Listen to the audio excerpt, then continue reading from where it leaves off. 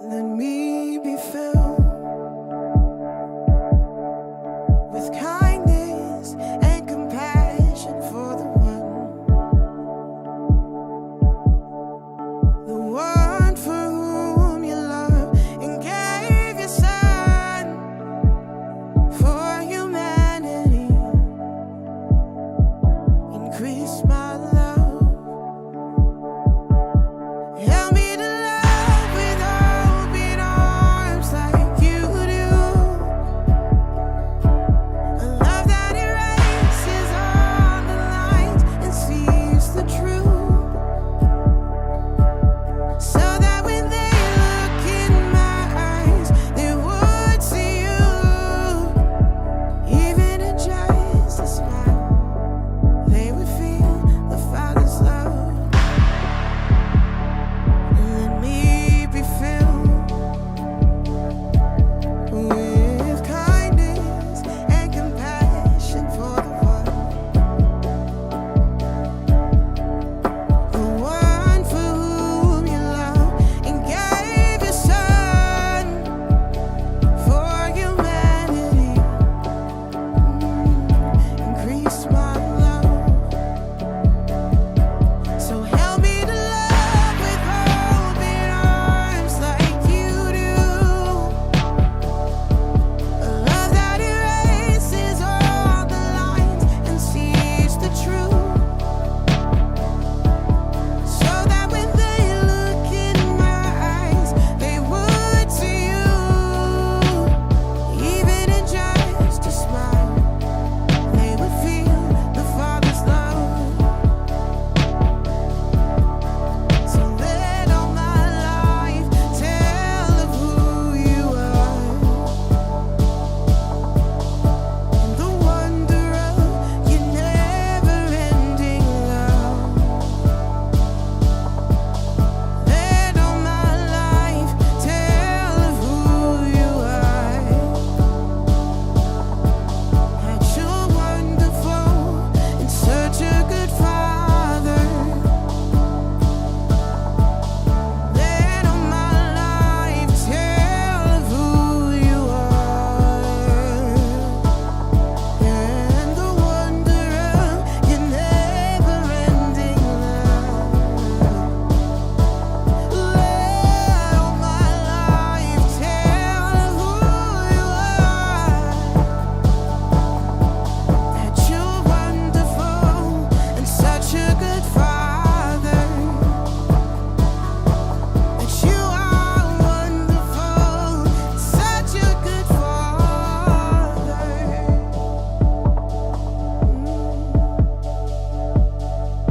So help me to love with open arms like you do. A love that erases all the lines and sees the truth. So that when they look in my eyes, they would see you. Even in just a smile, they would feel the Father's love. Amazing grace, how sweet the sound that saved a wretch like me. Whoa, I once was lost, but now I'm found. Was blind, but now I see. Whoa.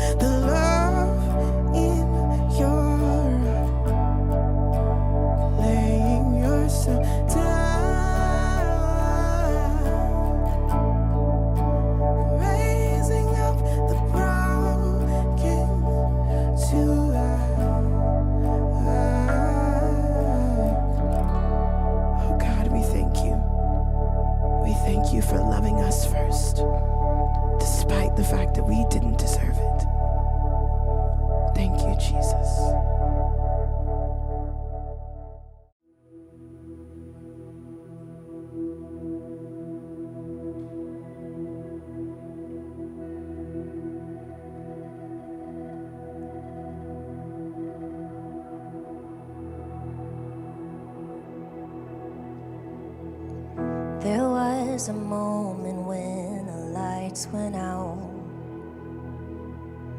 when death had claimed its victory. The King of Love had given up his life, the darkest day in history. There on a cross they made for sinners, for every curse his blood atoned. One final breath and it was finished, but not the end we could have known. For the earth began to shake and the veil was torn. What sacrifice was made as the heavens roared?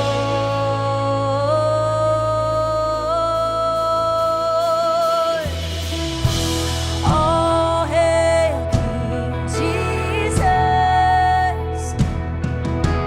All hail the Lord of heaven and earth!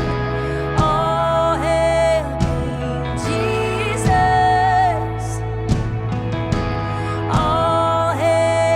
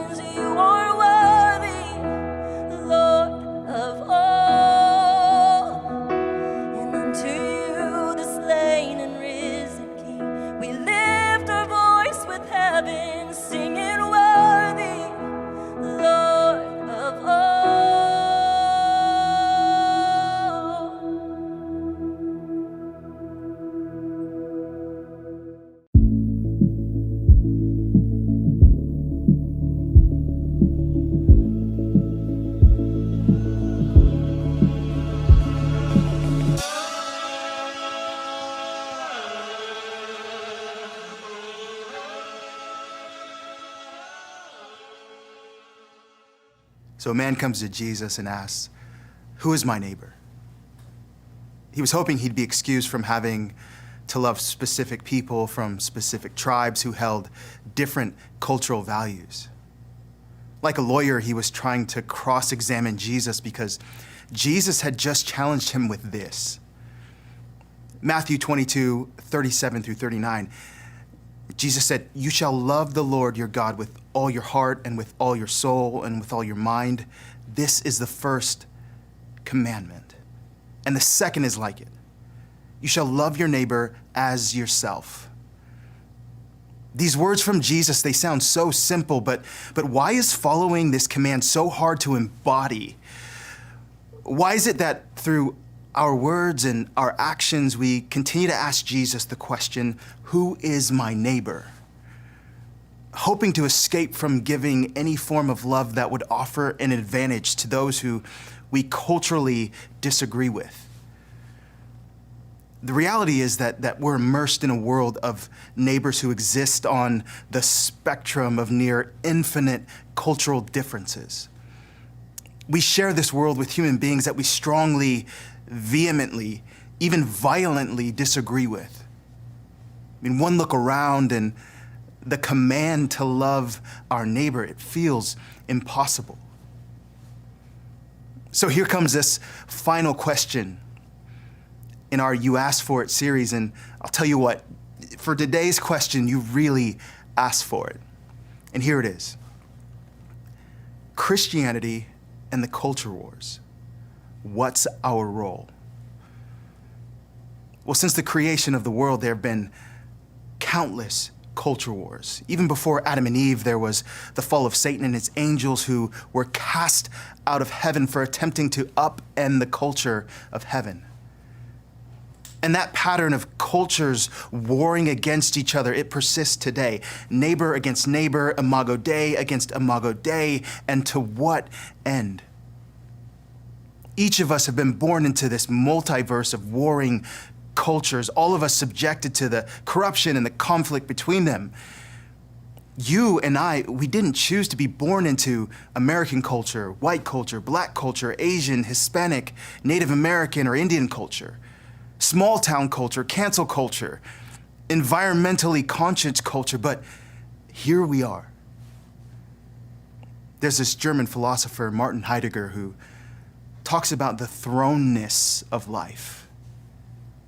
It's the idea that we are thrown into existence, and here we are. I mean, every day a child is born into the effects of the culture wars that they took no part in creating. I'm Black and Hispanic, which comes with culture wars that were established well before I was born. Things like the war for equality and civil rights and affirmative action and immigration. And I'm married to a woman who's white, which stirs up cultural conflict in places that you wouldn't believe for reasons that preceded me. You and I, we weren't there to establish the parameters of many of the cultural battles that we subscribe to. 2024 being an election year is gonna reignite our nation's cultural differences. But none of us were around when the Democratic or Republican parties formed their ideals, which, by the way, completely flipped from their original ideals after the Civil War. Initially, the southern states were democratic slave-owning states which subscribed to limited government and this independent agrarian philosophy of Thomas Jefferson, while the northern states, who were primarily Republican-led, they subscribed to the principles of a centralized government and expanding immigration and social reform. Most of those initial political strategies, they have fully converted, but here we are heading towards 2024, fighting for our current platforms as if we gave birth to them ourselves, believing in our party lines as if God himself has blessed our man-made ideological boundaries. We exist in worlds of extremes. these culture wars surgically dividing us, human against human, imago Dei against imago Dei, positioning us to, at a minimum, remain divided and at the edges foment hatred towards one another. So what are some of the culture wars that we've faced in our lifetime? Well, if you're 70 years old like my parents, then you've seen far more manifestations of these culture wars than I have. Ranging from the Vietnam War to the Civil Rights Movement and the War for Equality to Reagan's war on drugs. And if you're middle-aged like my 40-year-old self, then you've spent the late 90s and 2000s arguing abortion and gun policies, separation of church and state, privacy issues, recreational drug use and homosexuality. If you're my kids' age, elementary school through high school, you're finding yourself right in the thick of sexual education and critical race theory, identity politics, gun rights, abortion policies, cancel culture. Essentially, everything is a hot-button culture war today. We can't escape it, or should we? We can't abdicate our responsibility to engage with it. So again, Christianity and the culture wars, we're all steeped in this like kombucha. So what is our role? Well, let's start by breaking down 4 words in this question, 4 words that represent what we'll call a means to an end. Christianity, culture, war, and our role. And what do I mean by this? A means to an end. Well, like a vehicle, it's the method that we use to transport us to the place that we want to be.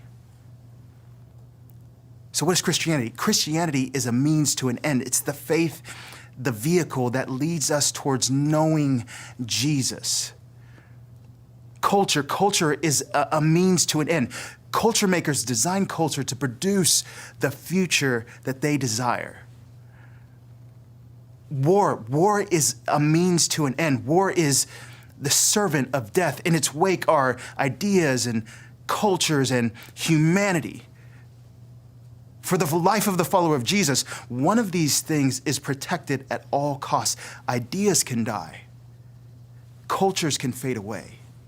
But humanity should remain. In our role, in this question, it's viewed as a means to an end, but there's a misperception here that we'll come back to later. But a role is a positioning or an assignment to alter, protect, or upend the things that impose oppositional forces against us. And so with all of this in mind, we could reframe the question, Christianity and the culture wars, what's our role? We could reframe it in this way. How does knowing Jesus produce a future that protects humanity at all costs? How can I help? Listen, I have to put knowing Jesus at the center of this question because Jesus is the filter that all of these means to an end pass through. Jesus is the only means, not just to an armistice, but the end of culture wars. And I'll be upfront with you, his way is not easy.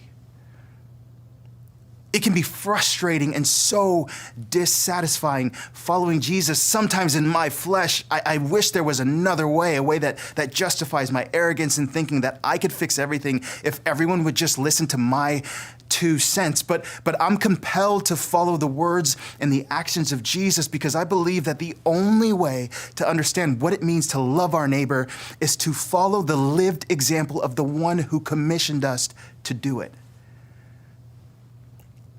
So what role does Jesus give us in these culture wars? Which wars do we choose to give our time and energy to? There are so many wars to contend with, and on the horizon are so many more that we've yet to encounter. It can be overwhelming, but Jesus gives us these beautiful strategies that are transferable. They're constant no matter the war, and that's what we'll focus on today. For today, we'll break it down in 3 ways. And the first thing that we'll learn from Jesus about our role in these culture wars is this. What we see from Jesus is that our adversary reveals our heart. And I'll say it again, our adversary reveals our heart. Show me your enemy and I'll show you your heart. Before we even begin to entertain the idea of engaging in a cultural battle, we have to place our motivations at the feet of Jesus, asking him to purify any desire or self-will that comes into conflict with his heart. Let's look at Luke 22:47 through 54 to gain understanding. Just before Jesus is betrayed, he's praying in the Garden of Gethsemane, and it's late at night, and he's asking his followers to stay awake and pray with him. Starting with verse 47. So while he was still speaking, there came a crowd, and the man called Judas, one of the 12, was leading them. He drew near to Jesus to kiss him, but Jesus said to him, Judas, would you betray the Son of Man with a kiss? And when those who were around him saw what would follow, they said, Lord, shall we strike with the sword? And one of them, Peter, struck the servant of the high priest and cut off his right ear. But Jesus said, no more of this. And he touched his ear and healed him.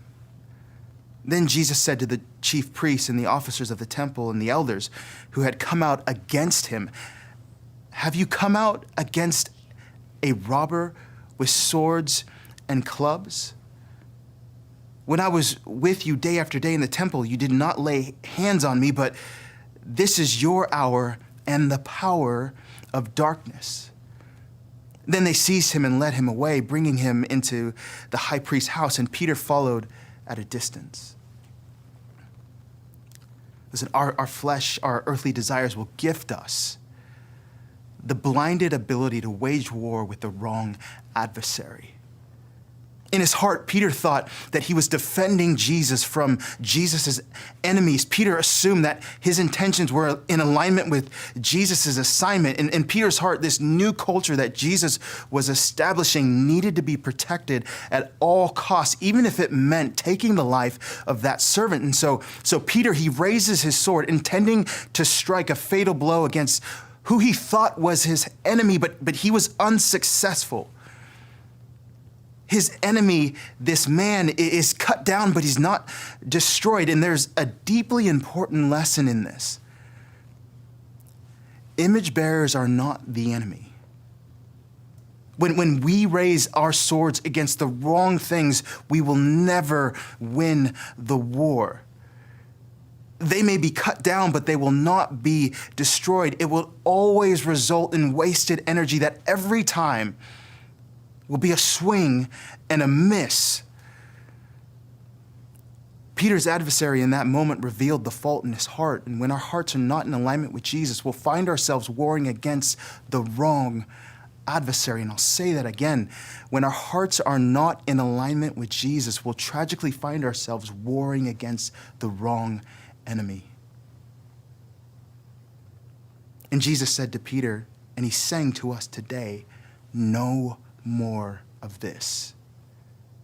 Yeah, but how will the world know you if we don't cut them down, if we don't cut them off? No more of this. Yeah, but we have to attack. We can't let them have their way. No more of this. Yeah, but if they win, no more of this. In verse 53, Jesus turns and he points to the heart of the matter. He says to those who are about to take him and have him crucified, but this is your hour. And he calls it out, and the power of darkness. Jesus is saying, you're not my enemy.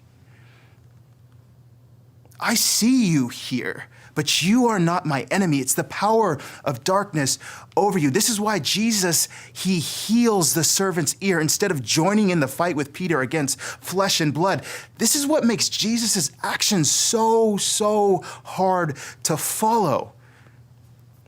I mean, Jesus, you didn't just stop the fight. You offered healing and mercy to the side that was against you. And not just slightly against you, the side that wanted you to suffer, they wanted you dead. How could you acknowledge the power of darkness over them and still be so merciful and kind towards them? I mean, it was just an ear, so maybe just stop the fight, but leave it cut off. I mean, you know they're going to crucify you. You know that you're not going to get out of this. And listen, Jesus, none of us would have held it against you if you didn't heal him. But Jesus' adversary revealed his heart. Because Jesus' war has always been against the real enemy, the power of darkness.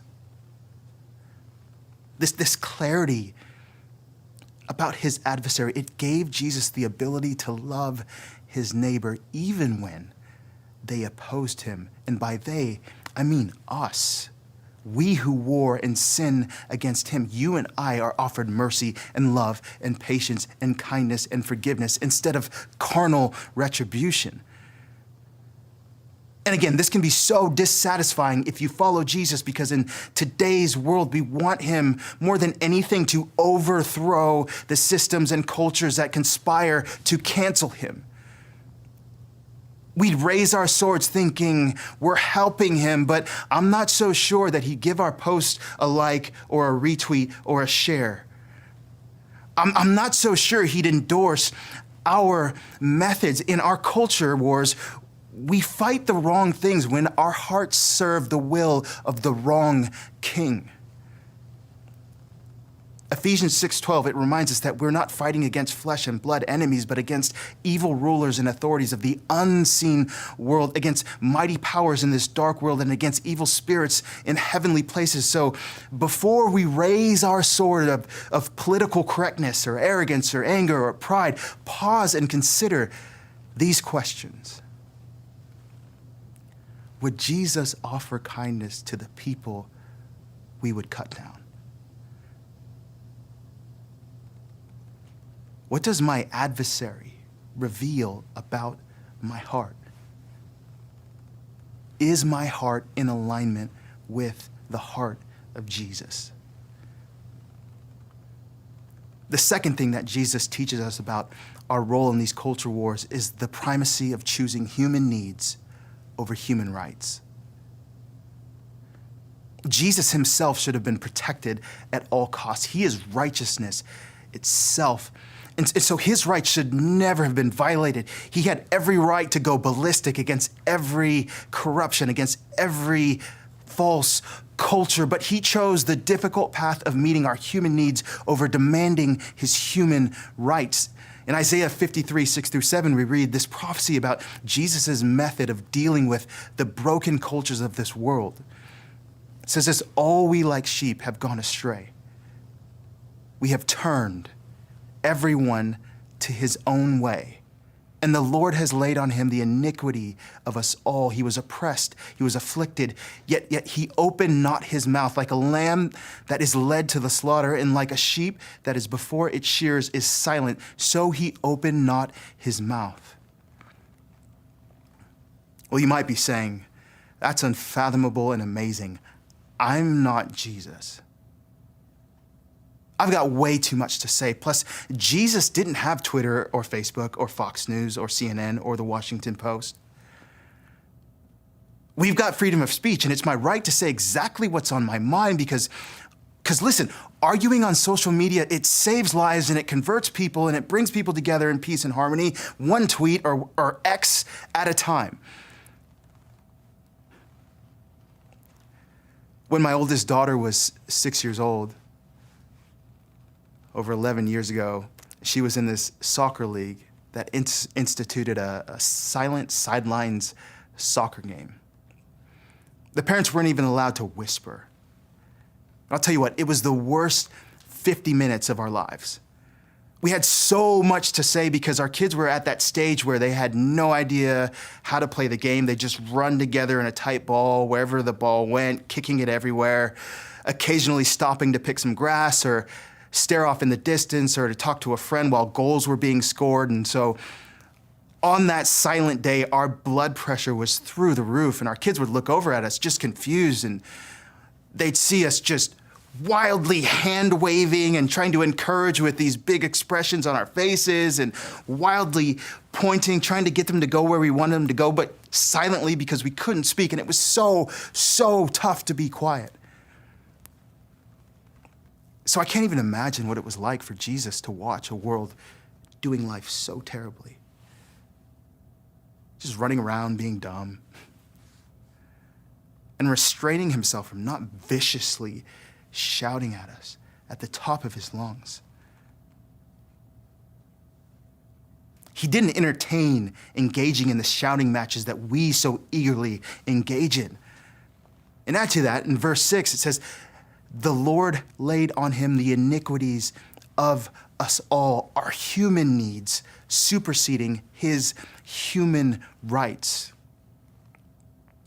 On the cross, our human needs clearly provided for, the full demonstration of what it means to love God and our neighbor. Listen, the cross of Jesus speaks louder over all humanity than anything ever uttered by those who claim to know him. I can hear the sound of the cross over my life. You can hear the sound of the cross over your life, speaking so clearly, yet silent. The silence of a sacrificial action speaks louder than self-defense ever could. When we witness the example of the cross, we recognize that our greatest weapon in these culture wars, it takes a form that is foreign to this world: sacrificial love. And for the Christ follower, love withheld, it's not love.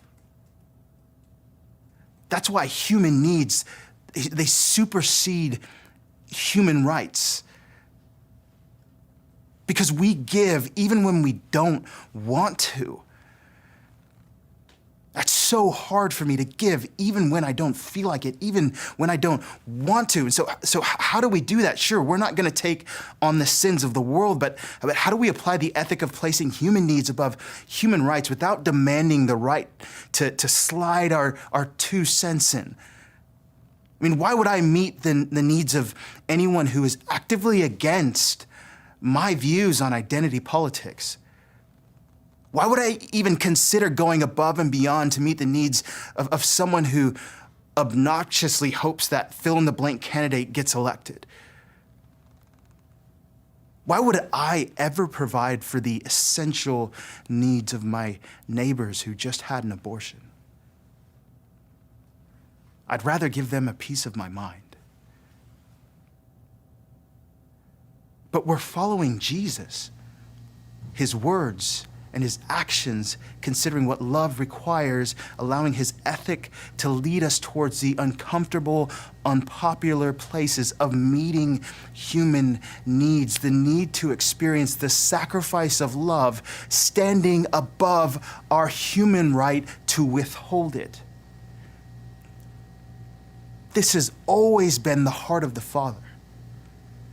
Even in the Old Testament, God used Joseph, a slave of Egypt, to see Egyptians flourish, showing them who he is. God used the unjust experiences of Daniel and his 3 friends brought into Babylonian captivity to see people in Babylon flourish. In the same way, God used the unjust experiences of Jesus to see the people who treated him unjustly find redemption and hope through him. I often wonder why it takes extreme tragedy for us to get to the place where human needs exceed human rights. I think of extremely tragic events like the fires in Hawaii and 9/11, and I think about how quickly human need surpasses human rights. When the building's burning and a rescue mission is in full swing, or when you're clearing through the rubble searching for survivors. In those moments, it's no longer about who the person you're saving voted for. You don't care about their sexual orientation or preferred pronouns. I mean, they could have posted all kinds of obscenities on social. They could be anti everything that you stand for, but what matters in those moments is that they're human beings in need of human kindness. I mean, in those instances, we witness Imago Dei, seeing the value in the Imago Dei of another. And then somewhere along the way, as the days from that tragedy pass, there's this tipping point, a return to normal things like these culture wars that cause people to behave so poorly against one another. And I have to ask myself, what happened? Well, for the follower of Jesus, that tipping point back to the normalcy of war, that tipping point never happens. Because like witnessing a dog return to its vomit, it's repulsive. I told you this wouldn't be easy. The principle of human needs over human rights isn't just challenging because culture wars are difficult, but because following the way of Jesus through these culture wars is difficult. So I ask you, just like I'm asking myself as I'm thinking about human needs over human rights, in what areas do you find yourself withholding love? What rights are you clinging to? What tipping points cause us to elevate my human rights, our human rights, over your human needs? Well, lastly, the third thing that Jesus teaches us about our role in these culture wars is this. Our role is a means to the beginning, not a means to an end. The beginning of relationship, not the end of connection. The beginning of peace, not the cause of agitation. Our role is to bring humanity back to God's original intention, to the beginning. As Christ followers never participate in anything that stands against that good intention. Jeremiah 6:16-17, this is what the Lord says. Stand at the crossroads and look. Ask for the ancient paths. Ask where the good way is and walk in it, and you shall find rest for your souls. But you said, we will not walk in it. So I appointed watchmen over you and said, listen to the sound of the trumpet. But you said, we will not listen.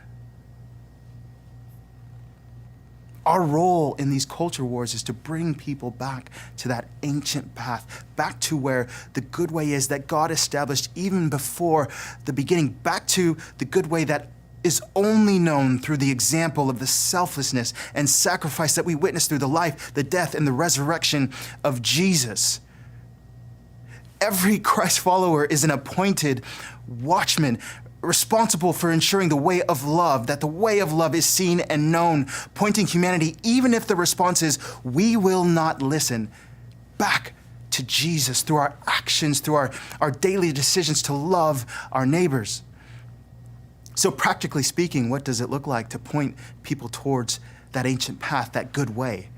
What do appointed watchmen do and say? Well, there's a watchman appointed by God that we're reminded of today. This weekend is the commemoration of Share the Dream Sunday. Martin Luther King Jr.'s I Have a Dream is one of the most important American speeches of the last 100 years. Delivered in Washington, D.C. 60 years ago on this weekend, Sunday, August 28th in 1963. And churches across the nation will share the message and the meaning of this historic moment in history. His life, it carried the message of love. It carried the message of conscious justice, freedom, perseverance, and hope, a teaching needed in the divided society that we face today. The life of Martin Luther King Jr., it gives all followers of Jesus both messages and mandates for ministry that are relevant to us today. Dr. King, he understood his role In the culture wars of his day, he fought for the beginning of relationship, the restoration of relationship, not the end of connection. He fought for the beginning of peace, not for the cause of agitation. He fought for the reinstantiation of God's original intention, not the desolation of it. His role in these culture wars was a means back to the beginning, not a means to an end. He followed Jesus' example, working diligently for the restoration of all things, even things that seemed insurmountable. He wasn't ignorant of the challenges. All throughout his mission, he was met by mobs violently shouting, "We will not listen. We will not walk in it." And even still, he was determined to do the work. In his "I Have a Dream" speech, he puts it so beautifully as he says this. So even though we face the difficulties of today and tomorrow, I still have a dream. It is a dream deeply rooted in the American dream. I have a dream that one day this nation will rise up and live out the true meaning of its creed. We hold these truths to be self-evident, that all men are created equal. We have always been created equal, created in the image of God. And our role is to remind the world of our original intention by offering dignity and humanity despite our differences. Our role is to bring the eternal, never-changing, culture-restoring kingdom of heaven to earth. So pay attention and remember, our adversaries reveal our heart. Human need surpasses human rights. And our role is a means to the beginning, not a means to an end. These are three transferable things that we consider before we engage any battle, any culture war. And one day, when these culture wars have ended, when we've laid our weapons down, we'll join together almost in disbelief. And in the words of MLK, be free at last. Free from our wars. Free to know a humanity at peace. Free from the bondages that keep us from love of neighbor. Free at last.